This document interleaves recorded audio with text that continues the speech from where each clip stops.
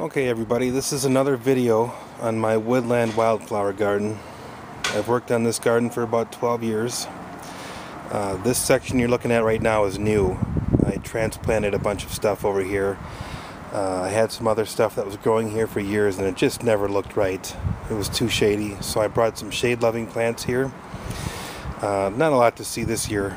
I don't expect there will be. This part's new too. Just like the other part there, looked kind of ugly for the past few years, so I decided to completely, radically change it. I'll explain some of these plants over here in a sec.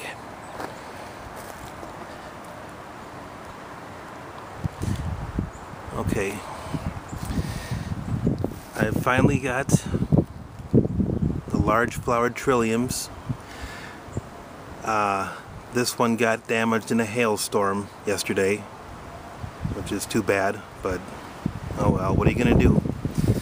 So it doesn't look as good as it might. This one's called Virginia Bluebells. Kind of nice. Just got started opening. Got some white violets down here. Those actually grew here before I even started. So those are, I didn't plant those, they just grew here. This is the bloodroot. Mostly all the flowers are gone now on the bloodroot, but the leaves fill out really nice later in the season. I think the leaves are the most interesting part about the plant. Here's another interesting plant though. It's called the nodding trillium. This trillium actually, you can see the flower bud, it hasn't opened yet. What ends up happening is the flower opens directly underneath this sort of umbrella of leaves. And you can't even see it from the top. You would actually have to come underneath it to see it. And I'll show you that in a later video. This is the Dutchman's Breeches. They lasted a long time this year because of our cold weather, so they lasted probably twice as long as normal, but they're fading away now, as you can see. But again, interesting foliage. It's going to be gone in about a month. You'll see that as we keep going through my season here. Got some ostrich fern coming up here and there. Ostrich fern, more bloodroot.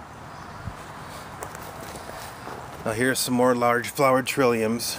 That first one I showed you was one of the first ones I got. That plant that you saw before was probably, I'm guessing, about 20 years old. This one's younger, so the flowers are smaller, but this one's still probably like 15 years old. This is probably another 20-year-old plant right here. They grow very slowly. I'll try to illustrate how slow they grow as we go along here. Got more ostrich fern, more trillium, and I've mentioned before that this is my Minnesota native wildflower garden, but I did cheat a little bit. This is really the star of the show here. This is called a celandine poppy, and the reason why I say I cheated is because it isn't found in the wild in Minnesota, but the range of it ends at the St. Croix River in Wisconsin, just across the border from Minnesota. So I was able to justify it to myself that, you know, sometime in the future this plant would probably be a native to Minnesota. So I went ahead and got it. I think I just bought this one in some garden store in a bag.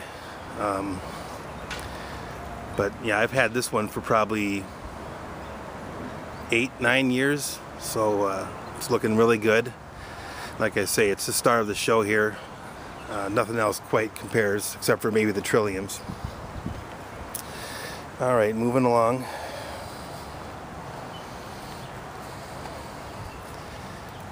More trillium.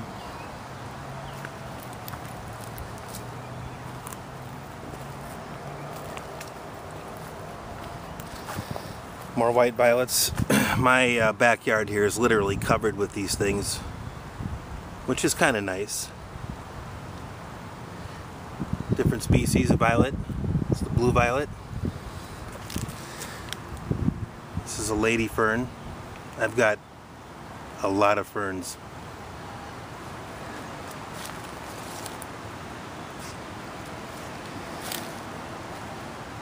More bloodroot.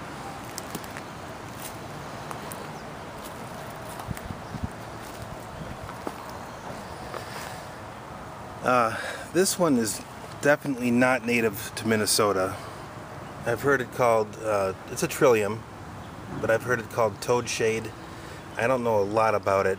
I found this one in the garden center, just decided to get it for something different. So, I don't know, it's kind of cool. Got more large flowered trilliums over here. This is a large flowered trillium. It's not open yet. It's getting there. Probably be open later on today. This bunch here, 20 years old at least.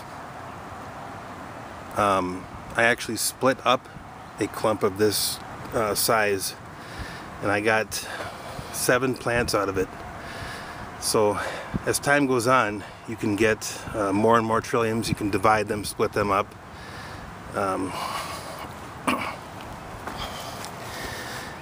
I wanted to show you what it looks like when these seeds sprout, the trillium seeds. Oh, I saw them the other day here. Where are they? Alright, maybe I'll come back to that.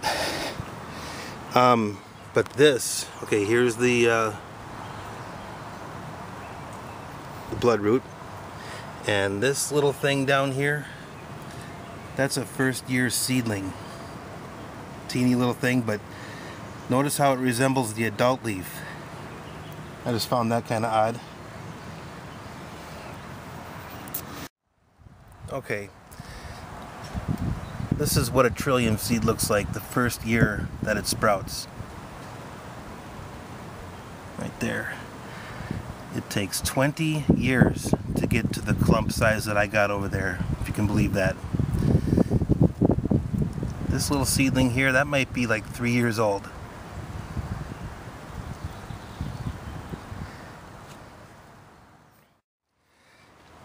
Okay, so when trillium set their seeds, what they do is the stem kind of wilts and dies down. All the seeds are sort of held in a capsule right in the center of that flower. And then what happens is they're released during the winter. So what you'll end up finding sometimes is a clump that looks like this, where they're all together. All these are separate seeds, but they kind of grew all together in one clump. This clump here, you can see how small they are, is about 6 years from seed. This plant is probably about 20 years from seed. I actually got the plant when it was bigger than this, so it could actually be 23 years old. It's possible. A fully mature trillium. There's a capsule inside there, but this is a full-size trillium. Just to give you a perspective of how big it is compared to the others, I could imagine this being even 25 years old. It's been in my possession for 17, but when I got it, it was bigger, and so this could be anywhere between 20 and 25 years, something like that. It takes that long. One of the problems with trilliums is that apparently deer like to eat them, so they can be very difficult to keep and grow. And just imagine having a 20-year-old plant being eaten.